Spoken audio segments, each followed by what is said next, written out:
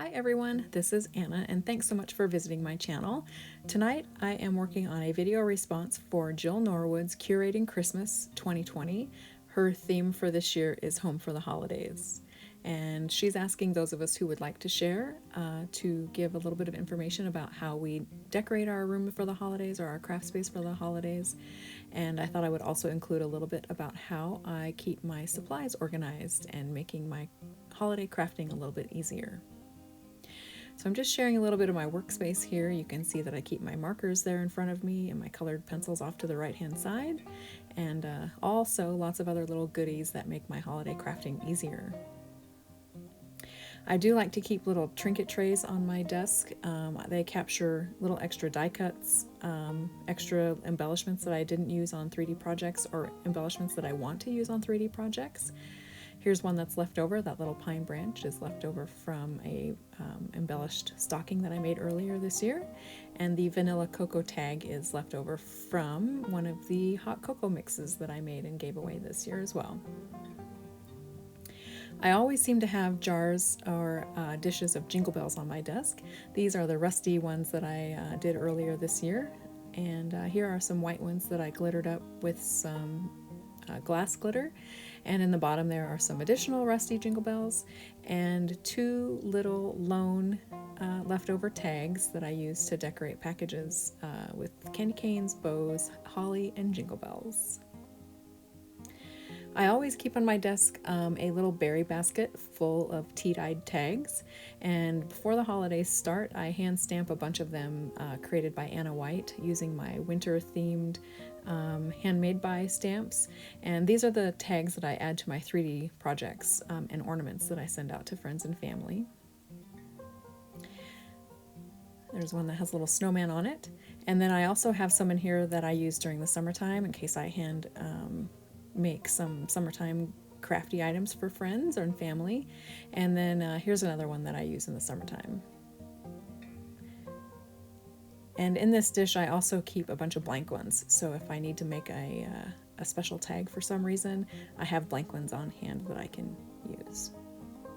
Next to my desk on the left is a 3-tiered cart, and on the bottom is just little odds and ends of supplies, not very exciting, but there's a bunch of tea-dyed tags and glitter sprays and things like that. The second tray has a lot of jingle bells, some little embellishments, glitter, embossing powder, and some of my whippersnapper stamps. And then on the top tier of the cart it has scissors, blending brushes, my watercolor palettes, my Zig clean color markers, and some plastic trays of projects or supplies that I need to use in upcoming projects. My desk does have a drawer, and I keep all things sticky, and I keep my little cleaning towel in there. I do have some extra watercolor palettes in there as well, and while not very festive, it's all very handy for holiday crafting. So here's just another look at my desk. From the right hand side, you can see how I keep things sort of organized. I try to keep it tidy, but it always seems to work down to like 8 inches of working space. I do keep a tray on my right hand side of my desk that has some of my favorite ribbons in it for holiday crafting. It has some of my favorite little pens and markers and some watercolor paper, and of course my glue gun is always armed and ready to go.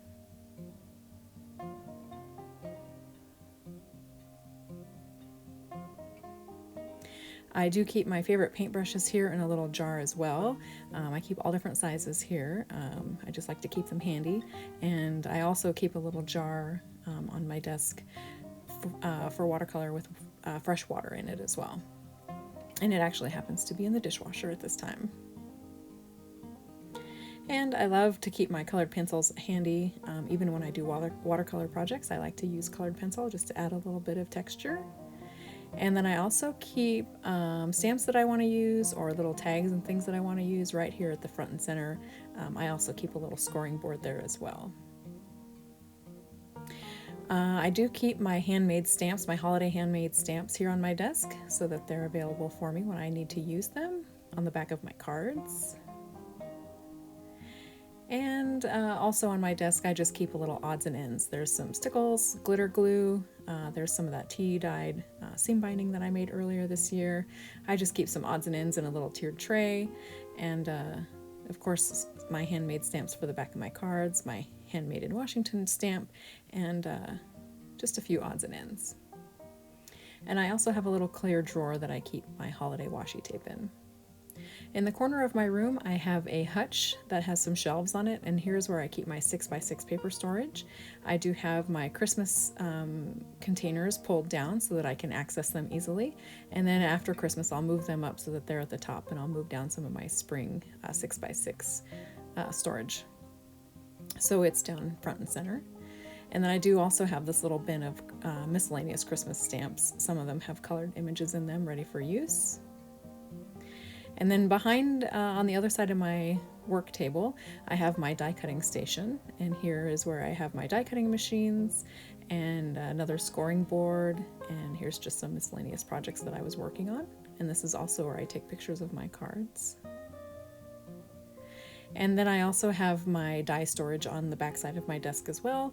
And here I have it all organized by themes. So I have animals, botanical, tags, frames, and then I also have sections for holidays like Halloween, Christmas, spring, Valentine's, etc.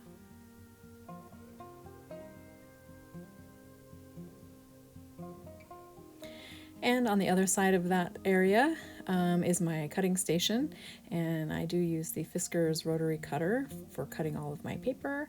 And then I have this really neat 4-pan baking, antique baking bread pan that I got from my friend Carol D. Thanks, Carol, where I keep all of my stickers and embellishments.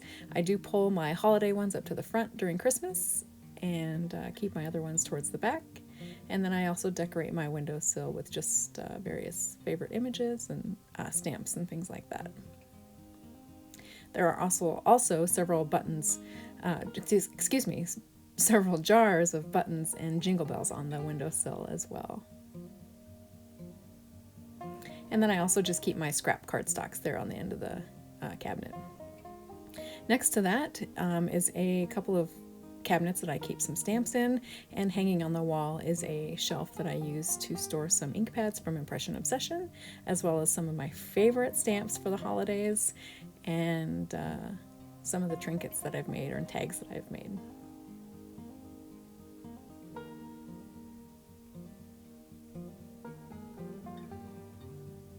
I do have a little basket on one of these carts that has some of the projects that I've made recently. Here are the Christmas cards that I've made that I haven't sent out yet. These are the leftover ones yet that haven't been sent. And a couple of tags as well. And then I have cards in there too that I've made that I can't share just yet. And I also have this little bowl of trinkets. It just has some metal rimmed tea-dyed tags, some rusty jingle bells, some rusty snowflakes, and old twine. And then again, some more of my favorite stamps. That Merry Christmas and Happy New Year one is one of mine from Whippersnapper, and the other one is from Stampendous. This little tag I made when I was a designer for High Hopes rubber stamps. And I also keep a bread tin of some of my favorite holiday ribbons. And then on the ink display, there's just some of my favorite crafty items. That little snowman tag or Saint Nick tag, the snowman tag there, the Mr. Farley Merry Christmas tag, the little reindeer tag I made earlier this year,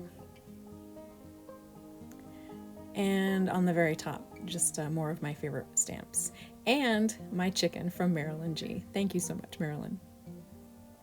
So that's my video for the Curating Christmas 2020 Home for the Holidays. Thank you so much, Jill, for hosting. I really appreciate it. And I will leave a link to Jill's channel below and her Curating Christmas 2020 host video. So thank you so much for watching my video. I hope you have a great evening. Bye!